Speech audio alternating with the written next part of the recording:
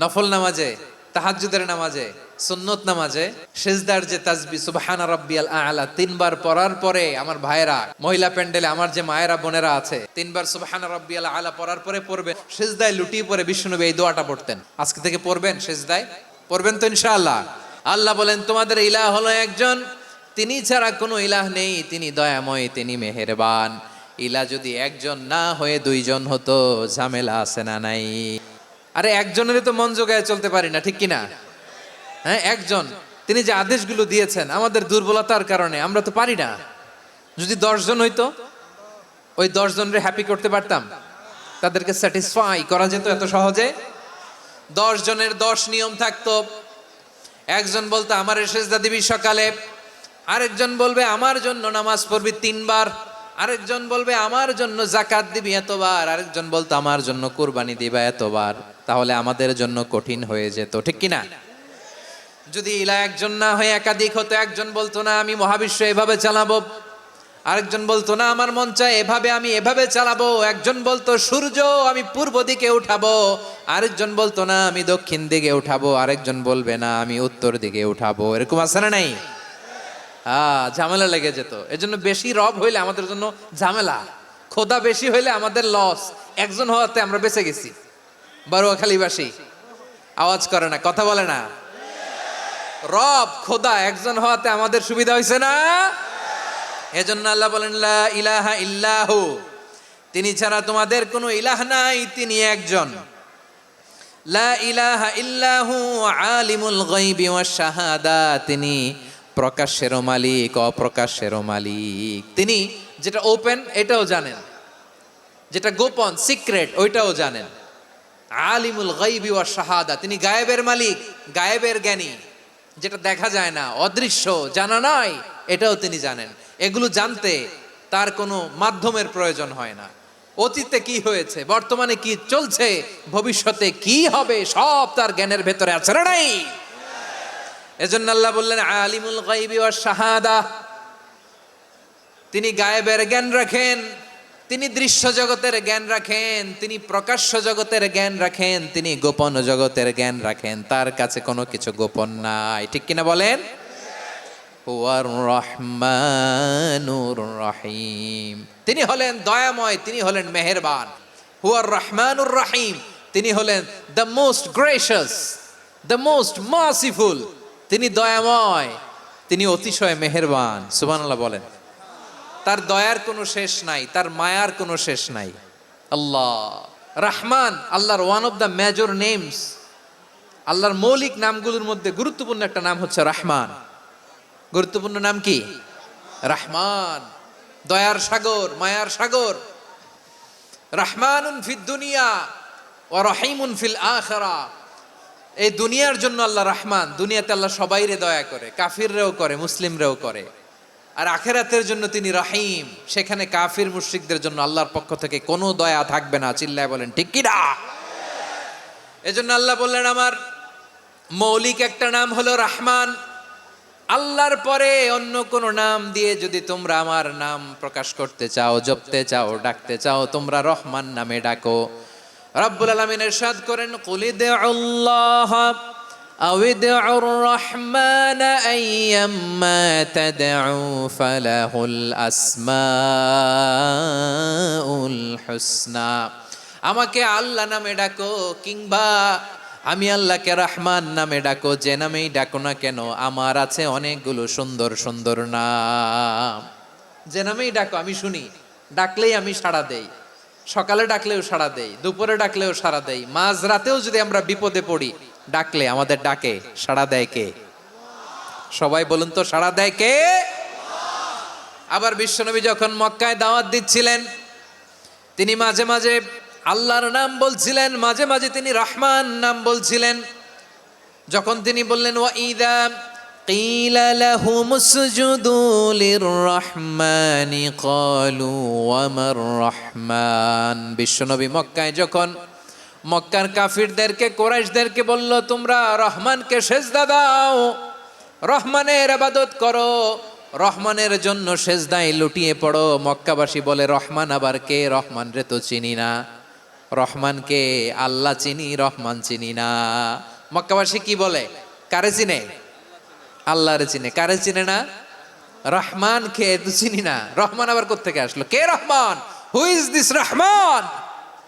যখন তারা বলে রহমান রে চিনি না, আল্লাহর গায়রতে আঘাত লেগেছে।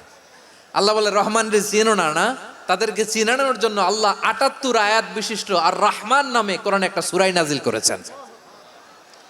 যখন মক্কার কুরাইশরা বলে আল্লাহ চিনি, রহমান চিনি না, আল্লাহ বলে রহমান রে চিনো না, তাহলে চিনে না ও রহমান নামে তিনি ৭৮ আয়াত বিশিষ্ট কালামুল্লাহ মাজিদে একটা গোটা সূরা নাজিল করে দিয়েছেন। তিনি নাজিল করলেন আর রহমানু আল্লামাল কুরআনা খালাকাল ইনসানা আল্লামাহুল বায়ান। আল্লাহ বলে রহমান কারে বলে চেনো না? শুনে নাও, ৭৮ আয়াত বিশিষ্ট গোটা একটা সূরা নাজিল করে দিলাম, সূরাতু আর রহমান। আর রহমান তিনি দয়ালু, আল্লামাল কোরআন তিনি মানুষকে কোরআন শিখিয়েছেন, খালাকাল ইনসান মানুষ বানিয়েছেন, আল্লামাহুল বায়ান মানুষকে কথা বলা বর্ণনা করা শিখিয়েছেন। পড়েন সুবহানাল্লাহ। আপনি কল্পনাতেও আনতে পারবেন না তার দয়া কত বেশি। বিশ্বনবী সাল্লাল্লাহু আলাইহি ওয়াসাল্লাম ফরমান, লাম্মা কাদাল্লাহুল খালকা কাতাবা ইনদাহু ফাওকা আরশিহি। আল্লাহ যখন মহাবিশ্বের সব সৃষ্টি করে সারলেন, তিনি আরশের উপরে লিখলেন সাবাকাত রাহমাতি গাদাবি, সাবাকাত রাহমাতি গাদাবি। কোথায় লিখছে? আরশের উপরে। আওয়াজ করে বলেন তো কোথায় লিখেছে? আরশের উপরে আল্লাহ লিখলেন সাবাকাত রাহমাতি গাদাবি। এর মানে হলো আমার দয়ার কাছে, আমার ভালোবাসার কাছে আমার ক্রোধ পরাজয় বরণ করেছে। আমার দয়ার কাছে আমার রাগ কিংবা ক্রোধ পরাজয় বরণ করেছে। মানে আমি আল্লাহর দয়া আছে, আবার আমি আল্লাহর ক্রোধ বা রাগ আছে, কিন্তু আমি আল্লাহর রাগের চেয়ে দয়া বেশি। আওয়াজ করে বলেন, আল্লাহর রাগ বেশি না দয়া বেশি? আল্লাহর যদি রাগ থাকতো আমরা বাঁচতে পারতাম? যে পরিমাণে আকাম খুকাম আমরা করি, অপকর্ম করি, অন্যায় করি, জুলুম করে জুলুমের আড্ডাখানা বানিয়ে রেখেছি গোটা দুনিয়াকে, আল্লাহ যদি মুহূর্তে মুহূর্তে রেগে যেতেন আমরা বাঁচতে পারতাম? মহাবিশ্ব সৃষ্টির পরেই তিনি আরশের উপরে লিখেছেন সাবাকাত রাহমাতি গাদাবি, মানে আমি আমার দয়ার কাছে আমি আল্লাহর ক্রোধ, রাগ, ক্ষোভ এটা পরাজিত হয়েছে। সুবহানাল্লাহ বলেন। আবার বিষ্ণু বললেন জাআলাল্লাহুর রাহমাতা মিয়াতা জুজ। আল্লাহ দয়ার ভালোবাসাকে ১০০ টুকরা করলেন, ৯৯ টুকরা দয়া মায়া ভালোবাসা আল্লাহ নিজের কাছে রেখে দিলেন, আর ১ টুকরা দয়া মায়া ভালোবাসা আল্লাহ গোটা বিশ্বের সবার মাঝে ঢেলে দিলেন। দয়া মায়া ভালোবাসা ১০০ টুকরা করে আল্লাহ নিজের কাছে রাখছেন কয় টুকরা? সবাই বলেন ৯৯ টুকরা। আর গোটা বিশ্বের সবার মাঝে ভাগ করে দিয়েছেন কয় টুকরা? এবার এই ১ টুকরার নমুনা দেখেন তো পৃথিবীতে। আপনার পাপ যত বড় হোক, অন্যায় যত বড় হোক, অপরাধ যত বড় হোক, আপনার জুলুম যত বড় হোক, আল্লাহর রহমান নামের দরিয়া তার চাইতেও বড়। আল্লাহ বলেন খুলিয়া ইবাদিয়াল্লাযীনা আসরাফু আলা আনফুসিহিম লা তাকনাতু মির রাহমাতিল্লাহ ইন্নাল্লাহা ইয়াগফিরুয যুনুবা জামিআ ইন্নাহু হুয়াল গফুরুর রহিম। ও আমার গুনাহগার বান্দারা শোনো, জুলুম করেছো, ভুল করেছো, অন্যায় করেছো, আল্লাহর রহমত থেকে নিরাশ হয়ো না। আমরা বিশ্বাসীরা কঠিন কালেও আল্লাহর রহমত থেকে নিরাশ হব না। ঠিক কিনা বলেন? আল্লাহর রহমত থেকে নিরাশ হবেন? ভুল করে ফেলছেন, আরে ভুল তো সবাই করে। পাপ হয়েছে, আরে পাপ তো সবার আছে, আমরা সবাই পাপী, সবাই পাপী। যত পাপ হোক, ভুল হোক, অন্যায় হোক, অনুতপ্ত হয়ে তওবা করে ওযু করে জায়নামাজটা বিছিয়ে সেজদা দিয়ে চোখের পানি ছাড়েন।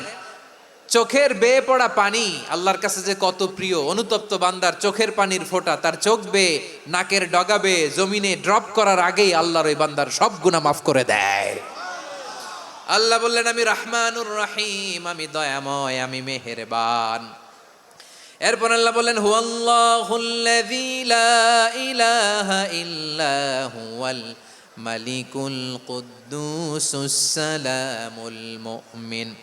ওয়াল্লাহুল্লাযী তিনি এমন আল্লাহ লা ইলাহা ইল্লাহু, তিনি ছাড়া কোনো ইলাহ নাই। আল মালিক, তিনি হলেন আল মালিক মানে সম্রাট। আল মালিক মানে হচ্ছে দ্য কিং অফ কিংস, সব রাজার বড় রাজা, মহারাজা।